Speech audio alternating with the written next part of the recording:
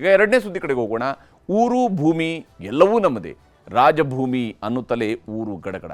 ಪ್ರಮೋದಾದೇವಿ ಪತ್ರಕ್ಕೆ ಸರ್ಕಾರದ ನಿಲುವೇನು? ಇದುವೇ ಚದುರಂಗದ ಎರಡನೇ ಸ್ಟೋರಿ, ರಾಜಭೂಮಿ ರಾದ್ಧಾಂತ.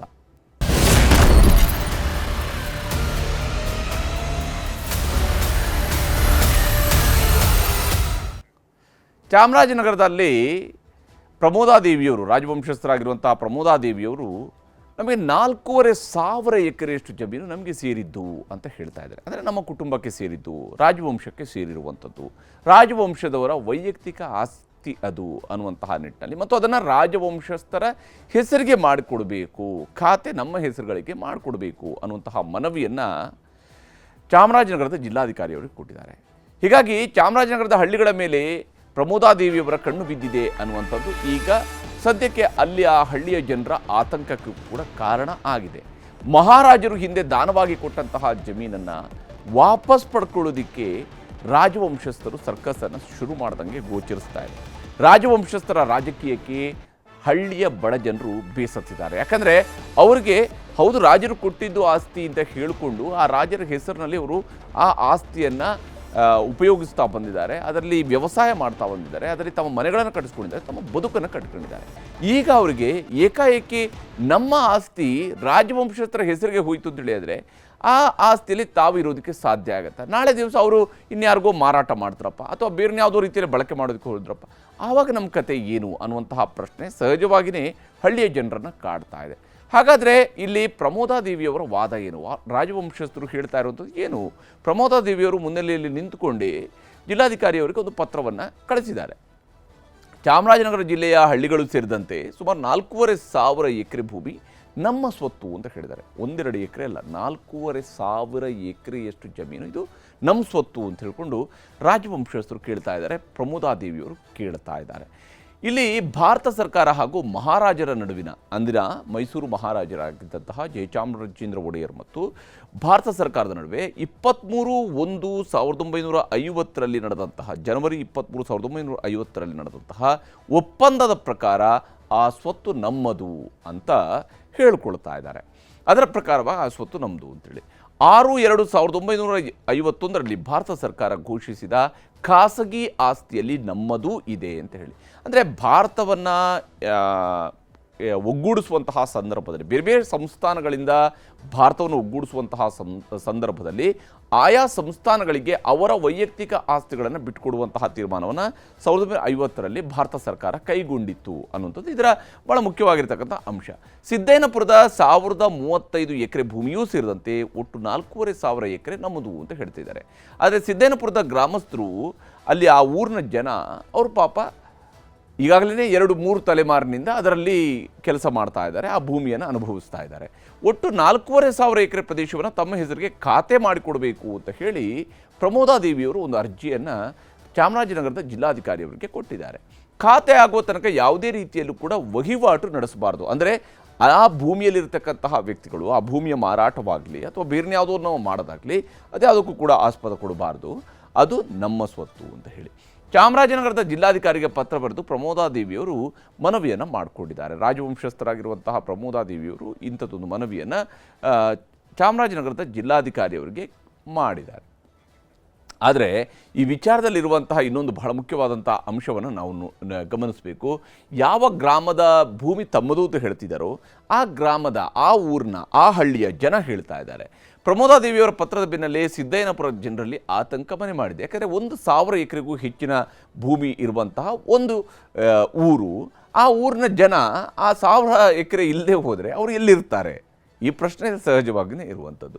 ಜಮೀನು ಕೊಟ್ಟ ಮಹಾರಾಜರ ಫೋಟೋಗೆ ನಿತ್ಯವೂ ಪೂಜೆ ಮಾಡ್ತಾ ಇದ್ದಂಥವರಲ್ಲಿ ಈಗ ಗಾಬರಿ ಶುರುವಾಗಿದೆ. ಯಾಕಂದರೆ ಸಹಜವಾಗಿಯೇ ಹಳೆ ಮೈಸೂರು ಭಾಗದಲ್ಲಿ ಯಾವ ಭೂಮಿಯ ವಿಚಾರಗಳಿಗಿರ್ಬೋದು ಅಥವಾ ನೀರಿನ ವಿಚಾರಗಳಿರ್ಬೋದು ಮೈಸೂರು ಮಹಾರಾಜರನ್ನು ಪ್ರತಿನಿತ್ಯ ನೆನೆಸ್ಕೊಳ್ತಾರೆ. ಯಾಕಂದರೆ ಅವರು ಪ್ರಾತಸ್ಮರಣೀಯರು ಅಂತ ಹೇಳ್ಕೊಂಡು ನಮ್ಮ ಜನ ಪರಿಗಣಿಸಿದ್ದಾರೆ.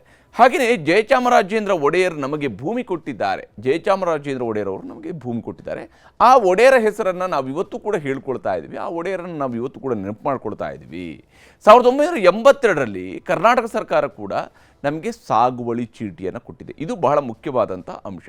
1982 ರಾಜ್ಯ ಸರ್ಕಾರ ಈ ರೈತರಿಗೆ ಸಾಗುವಳಿ ಚೀಟಿಯನ್ನು ಕೊಟ್ಟಿದೆ. ಅಂದರೆ ಅವರ ಹೆಸರಿಗೆ ಸಾಗುವಳಿ ಚೀಟಿಯನ್ನು ಕೊಟ್ಟಿದೆ. ಈಗಲೂ ಕೂಡ ಮಹಾರಾಜರ ಹೆಸರು ಹೇಳ್ಕೊಂಡು ನಾವು ಬದುಕ್ತಾ ಇದ್ದೀವಿ. ಹಾಗೆಂತೇಳಿ ನಾವು ಸಾಗುವಳಿ ಚೀಟಿ ನಮ್ಮ ಹೆಸರಿಗೆ ಬಂದರೂ ಕೂಡ ನಾವು ಮಹಾರಾಜರ ಹೆಸರನ್ನು ಹೇಳ್ಕೊಂಡೇ ನಾವು ಬದುಕ್ತೀವಿ. ಒಂದು ವೇಳೆ ಈಗ ರಾಜವಂಶಸ್ಥರ ಹೆಸರಿಗೆ ಖಾತೆನ ಮಾಡಿಕೊಟ್ರೆ ನಾವು ಎಲ್ಲಿಗೆ ಹೋಗಬೇಕು ಅನ್ನುವಂಥ ಸಹಜ ಪ್ರಶ್ನೆಯನ್ನು ಅಲ್ಲಿಯ ಜನ ಹೇಳ್ತಾರೆ. ಇದು ಯಾವುದೋ ಕಂಪನಿಗಳಿಗೆ ಅಥವಾ ಯಾವುದೋ ಕೈಗಾರಿಕೆಗೆ ಇವರ ಜಮೀನು ಎಕ್ವೈರ್ ಆಗುವಂಥದ್ದಲ್ಲ. ಇವರು ಇರುವಂತಹ ಜಮೀನನ್ನು ಇವರು ರಾಜವಂಶಸ್ಥರಿಗೆ ಬರ್ಕೊಡ್ಬೇಕಾದಂಥ ಪರಿಸ್ಥಿತಿ ಬರುತ್ತೆ ಅಂತ ಹೇಳುವಂಥದ್ದು ಅವ್ರಿಗಿರುವಂಥ ಆತಂಕ. ಅರಮನೆಗೆ ಹೋಗ್ತೇವೆ, ಅವರೇ ನಮ್ಮನ್ನು ಸಾಕಲಿ ಹಾಗಾದರೆ ಅಂತೇಳಿ ಜನ ಹೇಳ್ತಿದ್ದಾರೆ. ನಮಗೆ ಇಲ್ಲಿ ಭೂಮಿ ಕಳ್ಕೊಂಡ್ವಿ ಅಂದರೆ ನಾವು ಸೀದಾ ಅರಮನೆಗೆ ಹೋಗ್ತೀವಿ, ಮೈಸೂರು ಅರಮನೆಗೆ ಹೋಗ್ಬಿಡ್ತೀವಿ, ಅರಮನೆಯವ್ರಿಗೆ ನಮ್ಮನ್ನು ಕಾಪಾಡಲಿ, ಅವರೇ ನಮ್ಮನ್ನು ನೋಡ್ಕೊಳ್ಳಿ, ಸಾಕಲಿ ಅಂತ ಕೇಳ್ತಾ ಇದ್ದಾರೆ. ಗ್ರಾಮಸ್ಥರು ಹಾಗಾದರೆ ಈ ಭೂಮಿ ವಿಚಾರದಲ್ಲಿ ಏನು ಹೇಳ್ತಿದ್ದಾರೆ, ಅವರ ಅಭಿಪ್ರಾಯಗಳು ಏನಿದ್ದಾವೆ ಅನ್ನೋದು ನಿಮಗೆ ತೋರಿಸ್ತೀನಿ. ಈ ಜಮೀನಲ್ಲೇ ಇದ್ದೀವಿ, ಇಲ್ಲೇ ಬಾಳ್ತೀವಿ, ಇಲ್ಲೇ ಬದುಕ್ತೀವಿ, ಇಲ್ಲೇ ಸಾಯ್ತೀವಿ ಸರ್. ಅವ್ರು ಬಂದನ್ನು ಯಾವುದೇ ಕಾರಣಕ್ಕೂ ಬಿಡೋದಿಲ್ಲ. ಅದು ಸ್ಟ್ರೈಕ್ವಾಗಿ ಸಿದ್ಧವಾಗಿದ್ದೀವಿ. ನಾವು ಅವ್ರಿಗೆ ಅರಮನೆಗೆ ಮುತ್ತಿಗೆ ಹಾಕ್ತಾ ಇದೆ ಸರಿ ಹೇಳಿದ್ದೀವಿ. 4,00,000 ಜನ ಹೋಗಿ ಮಕ್ಕಳು ಮರಿ ಎಲ್ಲ ಹೋಗಿ ಅಲ್ಲೇ ನಮ್ಮ ಕ್ಯಾಂಪ್ ಬಿಡೋದು ಹಾಕ್ತೀವಿ ಸಾರ್. ನೋಡಿ ನಮಗೆ ಆದರೂ ಕೊಟ್ಟಿದ್ರೆ ನಾವು ಅವ್ರ ಹೆಸರು ನಾವು ಬಾಳ್ತೀವಿ. ಆದರೆ ಏನೋ ಇಲ್ಲಿಲ್ಲ ಅಂದರೆ ನಾವು ಅಲ್ಲಿಗೆ ಬರ್ತೀವಿ, ಅರಮನೆಗೆ ಬರ್ತೀವಿ. ಅಲ್ಲಿ ನಮ್ಗೆ ಏನು ಮಾಡ್ರೆ ಮಾಡಲಿ, ಊಟ ಹಾಕಿ ತಿಂಡಿ ಬಟ್ಟೆ ಎಲ್ಲ ನಮ್ಮ ಕೊಳ್ಳಿ ಏನು ಸೌಕರ್ಯ ಇಲ್ಲ ಅದ ಆ ಸೌಕರ್ಯ ನಮ್ಗೆ ನೆನೆಸ್ಕೊಡ್ವಿ ಸರ್. ಸಾಕ್ಲಿ ನಮ್ಮ ಮತ್ತೆ ನಮ್ಗೆ ಎಲ್ಲಿಗೆ ಹೋಗಮ್ಮಿ? ನಮಗೆ 4,000 ಜನ ಮಾಮಿ, 4,500 ಜನ ಎಲ್ಲಿಗೆ ಹೋಗಮ್ಮಿ ಹೇಳಿ? ಹೀಗೆ ಅಲ್ಲಿಯ ಹಳ್ಳಿಯ ಜನ ಅವರ ಮನೆಗಳಲ್ಲೂ ಕೂಡ ರಾಜರ ಮಹಾರಾಜರುಗಳ ಫೋಟೋಗಳನ್ನು ಇಟ್ಟು ಅವುಗಳನ್ನು ನಿತ್ಯವೂ ಕೂಡ ಗೌರವಿಸ್ತಾ ಇದ್ದಾರೆ, ಪೂಜಿಸ್ತಾ ಇದ್ದಾರೆ. ಯಾಕಂದರೆ ಇದು ಮಹಾರಾಜರು ಕೊಟ್ಟಂತಹ ಬಳುವಳಿ ಅನ್ನುವಂತಹ ಕಾರಣಕ್ಕಾಗಿ. ಆದರೆ ಯಾರೂ ಕೂಡ ಆತಂಕ ಪಡಬೇಡಿ ಅಂತ ಇಲ್ಲಿ ಪ್ರಮೋದಾದೇವಿಯವರು ಇವತ್ತೊಂದು ಅಶ್ಯೂರೆನ್ಸನ್ನು ಕೊಟ್ಟಿದ್ದಾರೆ, ಭರವಸೆ ಕೊಟ್ಟಿದ್ದಾರೆ. ಆದರೆ ಅವರ ಭರವಸೆಯೂ ಕೂಡ ಪೂರ್ಣವಾಗಿ ಇದ್ದಂಗೆ ಕಾಣ್ತಾ ಇಲ್ಲ. ಇಲ್ಲೂ ಕೂಡ ಒಂದಿಷ್ಟು ಅನುಮಾನಗಳಿದ್ದಾವೆ. ಯಾಕೆ ಅಂತ ಹೇಳ್ತೀನಿ. ಜನರಲ್ಲಿ ಯಾಕೆ ಆತಂಕ ಸೃಷ್ಟಿ ಆಯಿತು ಅಂತ ನನಗೆ ಗೊತ್ತಿಲ್ಲ ಅಂತ ಹೇಳ್ತಿದ್ದಾರೆ. ಅಲ್ಲ, ನನ್ನ ಜಮೀನನ್ನು ನಮ್ಮ ಹೆಸರಿಗೆ ಮಾಡಿಕೊಡಿ ಅಂತ ಹೇಳಿದಾಗ, ನಾವು ನೋಡ್ಕೊಳ್ತಾ ಇರುವಂಥ ಜಮೀನನ್ನು ನಮ್ಮ ಹೆಸರಿಗೆ ಮಾಡಿಕೊಡಿ ಅಂತ ಹೇಳಿದಾಗ ಆತಂಕ ಅಲ್ಲದೆ ಇನ್ನೇನು ಆಗೋದಕ್ಕೆ ಸಾಧ್ಯ ಆ ಜನರಿಗೆ ಗೊತ್ತಿಲ್ಲ. ಅಥವಾ ಅದು ಅವ್ರಿಗೆ ಪ್ರಮೋದಾದೇವಿಯವರಿಗೆ ಇದು ಗೊತ್ತಿಲ್ಲದೇ ಇರುವಂಥ ವಿಚಾರ ಆಗಿರೋಕ್ಕೆ ಚಾನ್ಸಸ್ ಕೂಡ ಇಲ್ಲ. ಆದರೆ ಅವರು ಆ ಮಾತುಗಳನ್ನು ಹೇಳಿದ್ದಾರೆ. ನಮ್ಮ ಕಡೆಯಿಂದ ಎಲ್ಲ ದಾಖಲೆಗಳನ್ನ 2014ರಲ್ಲಿ ನಾವು ಕೊಟ್ಟಿದ್ದೀವಿ ಅನ್ನುವಂಥ ಮಾತನ್ನು ಹೇಳಿದ್ದಾರೆ. ಮಹಾರಾಜರು ದಾನ ಮಾಡಿರುವ ಭೂಮಿಯನ್ನು ನಾವು ಕಿತ್ಕೊಳ್ಳೋದಿಲ್ಲ ಅನ್ನುವಂಥ ಭರವಸೆಯನ್ನು ಕೊಟ್ಟಿದ್ದಾರೆ. ಬಹುಶಃ ಇದು ಅಪ್ರಿಷಿಯೇಟ್ ಮಾಡಬೇಕು. ನಾವು ಆ ಜಮೀನನ್ನು ಕಿತ್ಕೊಳ್ಳೋದಿಲ್ಲ, ಮಹಾರಾಜರು ದಾನವಾಗಿ ಕೊಟ್ಟದ ನಾವು ಕಿತ್ಕೊಳ್ಳೋದಿಲ್ಲ ಅಂತ ಅವ್ರು ಹೇಳಿದ್ದಾರೆ. ಅದನ್ನು ಅಪ್ರಿಷಿಯೇಟ್ ಮಾಡಲೇಬೇಕು ಪ್ರಮೋದಾದೇವಿಯವರು ಹೇಳಿರುವಂಥ ಮಾತನ್ನು. ಆದರೆ ಅಲ್ಲಿ ಇನ್ನೊಂದು ಅಂಶವನ್ನು ಅವರು ಹೇಳಿದ್ದಾರೆ. ಕಂದಾಯ ಭೂಮಿ ಮಾಡಬೇಡಿ ಎಂದು ಮನವಿ ಮಾಡಿದ್ದೇವೆ ಅಷ್ಟೇ. ಅಂದರೆ ಅದನ್ನು ಕಂದಾಯ ಭೂಮಿಯನ್ನಾಗಿ ನೀವು ಮಾಡಿಕೊಡಬೇಡಿ ಅವ್ರಿಗೆ, ಆ ಗ್ರಾಮಸ್ಥರಿಗೆ ಅಂತ ಹೇಳಿದರೆ ಮೂಲ ಮಾಲೀಕರು ಹಾಗಾದರೆ ಅರಮನೆಯವರೇ ಆಗ್ತಾರೆ. ಹಾಗಿದ್ದಾಗ ನಮ್ಮ ಹೆಸರಿನಲ್ಲಿ ಮಾತ್ರ ಭೂಮಿ ಇರುತ್ತೆ, ಜನರಿಗೆ ತೊಂದರೆ ಆಗೋದಿಲ್ಲ. ನಮ್ಮ ಹೆಸರಿನಲ್ಲಿ ಭೂಮಿ ಮಾತ್ರ ನಮ್ಮ ಹೆಸರಲ್ಲಿ ಇರುತ್ತೆ, ಜನರಿಗೆ ತೊಂದರೆ ಆಗೋದಿಲ್ಲ. ಹೇಗೆ ನಂಬೋದಕ್ಕೆ ಸಾಧ್ಯ? ಓಕೆ, ಪ್ರಮೋದಾದೇವಿಯವರನ್ನು ನಂಬಬಹುದು. ಅವರು ಇರುವಷ್ಟು ಸಮಯದಲ್ಲೂ ಕೂಡ ಯಾವುದೇ ರೀತಿಯಾದಂಥ ತೊಂದರೆ ಆಗೋದಿಲ್ಲ ಅಂತ. ಯಾಕಂದರೆ 1950ಕ್ಕಿಂತ ಮುಂಚಿತವಾಗಿ ಅಂದಿನ ಮಹಾರಾಜರು ದಾನವಾಗಿ ಕೊಟ್ಟಿರ್ತಕ್ಕಂಥ ಜಮೀನಿನಲ್ಲಿ ಇದುವರೆಗೂ ಜನ ಬದುಕಿಲ್ವೇ? ಸುಮಾರು 75 ವರ್ಷ. ಹಾಗೇನೆ ಈಗಲೂ ಕೂಡ ನಂಬಬಹುದು. ಆದರೆ ಮುಂದೆ ಯಾರೋ ಬಂದಾಗ ಮುಂದಿನ ರಾಜವಂಶಸ್ಥರು ಅದನ್ನು ಇಲ್ಲ ನೀವು ಒಕ್ಕಲೆ ಎಳ್ಳಲೇಬೇಕಾಗುತ್ತೆ ಅಂತ ಹೇಳಿದರೆ ಏನು ಮಾಡಬೇಕು ಗ್ರಾಮಸ್ಥರು ಅನ್ನೋಂಥ ಪ್ರಶ್ನೆ ಬರುತ್ತೆ. ಊರು ಉಳುವ ಭೂಮಿ ಅಲ್ಲೇ ಇರುತ್ತೆ, ಹೌದು, ಅದು ಆ ಭೂಮಿ ಅಲ್ಲೇ ಇರುತ್ತೆ ಅನ್ನುವಂಥದ್ದು. ಆದರೆ ಯಾರನ್ನೂ ಕೂಡ ನಾವು ಒಕ್ಕಲೆಬ್ಬಿಸೋದಿಲ್ಲ ಅನ್ನುವಂಥ ಭರವಸೆಯನ್ನು ಕೂಡ ಪ್ರಮೋದಾದೇವಿಯವರು ಕೊಟ್ಟಿದ್ದಾರೆ. ಜನರ ಬಳಿ ದಾಖಲೆಗಳಿದ್ರೆ ಅರಮನೆಗೆ ತಂದು ಕೊಡಲಿ ಅನ್ನುವಂಥ ಮಾತನ್ನು ಹೇಳಿದರೆ, ಈ ರೀತಿಯಾದಂತಹ ಮಾತುಗಳು ಇಲ್ಲಿ ಪ್ರಮೋದಾದೇವಿಯವರಿಂದ ಬಂದಿರುವಂಥದ್ದು. ಅವರ ಮಾತು ನಿಮಗೆ ತೋರಿಸ್ತೀನಿ. ಕೊಟ್ಟಿರೋದು ಕಂದಾಯ ಗ್ರಾಮ ಮಾಡ್ತಿದ್ದಾರೆ ಅಂತ ಗೊತ್ತಾದಕ್ಕೋಸ್ಕರನೇ ನಾವು ಅರ್ಜಿ ಕೊಟ್ಟಿರೋದು. ಅವ್ರು ಕಂದಾಯ ಗ್ರಾಮ ಮಾಡಬೇಕು ಅನ್ನೋ ಉದ್ದೇಶ ಇದ್ದಿದ್ರೆ ನಮ್ಗೆ ಒಂದು ಮಾತು ತಿಳಿಸ್ಬೋದಾಗಿತ್ತು. ಕಂದಾಯ ಗ್ರಾಮ ಯಾತಕ್ಕೆ ಮಾಡ್ತಿದ್ದಾರೆ ಅಂತ ನನಗೆ ಗೊತ್ತಿಲ್ಲ. ನನಗೆ ಮಾಹಿತಿ ಬಂತು ಹಿಂಗೆ ಕಂದಾಯ ಗ್ರಾಮ ಮಾಡ್ತಾ ಇದ್ದಾರೆ ಅಂತ. ಅದರೊಳಗಡೆ ನಮ್ಮ ಜಮೀನು ಸೇರ್ಕೊಂಡಿದೆ ಅಂತ ಗೊತ್ತಾದದಕ್ಕೆ ನಾವು ಅರ್ಜಿ ಕೊಟ್ಟಿದ್ದೀವಿ. ಅವ್ರೇನಾರು ನಮ್ಗೆ ಹೇಳಿದ್ದಿದ್ರೆ ಈ ಕಂದಾಯ ಗ್ರಾಮ ಮಾಡ್ತಾ ಇದ್ದೀವಿ, ನಿಮ್ ಜಾಗನೂ ಅದ್ರಲ್ಲಿ ಸೇರ್ಕೊಳ್ಳುತ್ತೆ ಅಂತ ಹೇಳಿದಿದ್ರೆ ಈ ತರ ಆತಂಕ ಬರ್ತಾ ಇರ್ಲಿಲ್ಲ ಅಂತ.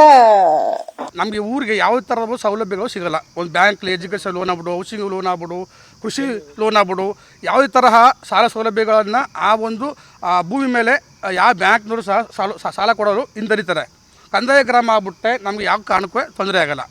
ಇಲ್ಲಿ ನಮ್ಮ ಆಫೀಸಿಗೆ ಬಂದ್ರೆ ಆಯ್ತು, ನಾನು ಅವಶ್ಯಕತೆ ಬಿದ್ದರೆ ಅವ್ರನ್ನ ಮೀಟ್ ಮಾಡಕ್ ನನ್ಗೆ ಯಾವ ಅಭ್ಯಂತರನೂ ಇಲ್ಲ. ಖಂಡಿತ ಅವರು ನಾವು ಚಾಮರಾಜನಗರಕ್ಕೆ ನಾನು ಹೋಗು ತುಂಬಾ ವರ್ಷ ಆಯ್ತು. ಅವರು ಚಾಮರಾಜೇಶ್ವರ ದೇವಸ್ಥಾನದವರು ಹೇಳ್ತಾ ಇದ್ದಾರೆ ಬನ್ನಿ ಅಂತ ಹೋಗಿಲ್ಲ. ಅದೇ ಒಂದು ಇದ್ರೊಳಗಡೆ ಅವ್ರನ್ನ ಮೀಟ್ ಮಾಡೋಕ್ಕೂ ತೊಂದರೆ ಇಲ್ಲ. ನಮ್ಮ ಗ್ರಾಮದವರೆಲ್ಲವ ನಮ್ಮ ಗ್ರಾಮಸ್ಥರು ಮತ್ತು ನಮ್ಮ ಮುಖಂಡರುಗಳೆಲ್ಲ ಸೇರಿ ಮೇಡಮ್ ಅವರ ಭೇಟಿ ಮಾಡಿ ಅವಶ್ಯಕತೆ ಬಂದರೆ ಖಂಡಿತವಾಗೂ ಅವ್ರನ್ನೇ ಹೋಗಿ ನಾವು ಭೇಟಿ ಮಾಡಿ ಮನವಿ ಮಾಡಿ ನಮ್ಮ ಪರಿಸ್ಥಿತಿ ಹೀಗಿದೆ ಮೇಡಮ್, ಯಾವುದೇ ಸರ್ಕಾರಿ ಸೌಲಭ್ಯಗಳು ಸಿಗ್ತಾ ಇಲ್ಲ, ಅದರಿಂದ ದಯಮಾಡಿ ನಮ್ಮ ಗ್ರಾಮಸ್ಥರೆಲ್ಲ ಬಂದು ಬೇಕಾದ್ರೆ ನಿಮ್ಮನ್ನ ಭೇಟಿ ಮಾಡಿ ನಾವು ಒಂದು ನೀವು ಕೊಟ್ಟಿರ್ತಕ್ಕಂಥ ತಗರಾಲು ಇದನ್ನು ವಾಪಸ್ ತಗೊಳ್ಳಿ ಅಂತ ನಾವು ಮನವಿ ಮಾಡಿ ಕೇಳ್ಕೊತೀವಿ ಸರ್.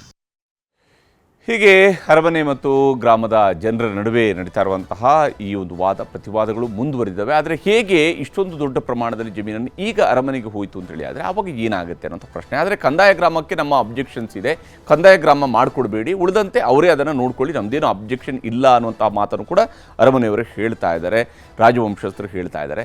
ಹೀಗಾಗಿ ಜನ ಮತ್ತು ರಾಜವಂಶಸ್ಥರನ್ನು ಹೇಗೆ ಸರ್ಕಾರ ಮನವೊಲಿಕೆ ಮಾಡುತ್ತೆ, ಇದರಲ್ಲಿ ಮಧ್ಯಸ್ಥಿಕೆಯನ್ನು ವಹಿಸಲೇಬೇಕಾಗಿರೋದು ಸರ್ಕಾರದ ಜವಾಬ್ದಾರಿ ಕೂಡ ಆಗುತ್ತೆ. ಸರ್ಕಾರ ಇದರಲ್ಲಿ ಓಡಿ ಹೋಗೋದಕ್ಕಾಗೋದಿಲ್ಲ. ಸರ್ಕಾರ ತನ್ನ ಜವಾಬ್ದಾರಿಯನ್ನು ಇಲ್ಲಿ ನಿಭಾಯಿಸಲೇಬೇಕಾಗಿದೆ. ಅವರವರೇ ತೀರ್ಮಾನಿಸಲಿ ಅಂತ ಹೇಳುವಂಥದ್ದನ್ನು ಬಿಡುವಂಥದ್ದನ್ನು ನಿಲ್ಲಿಸಬೇಕಾಗುತ್ತೆ.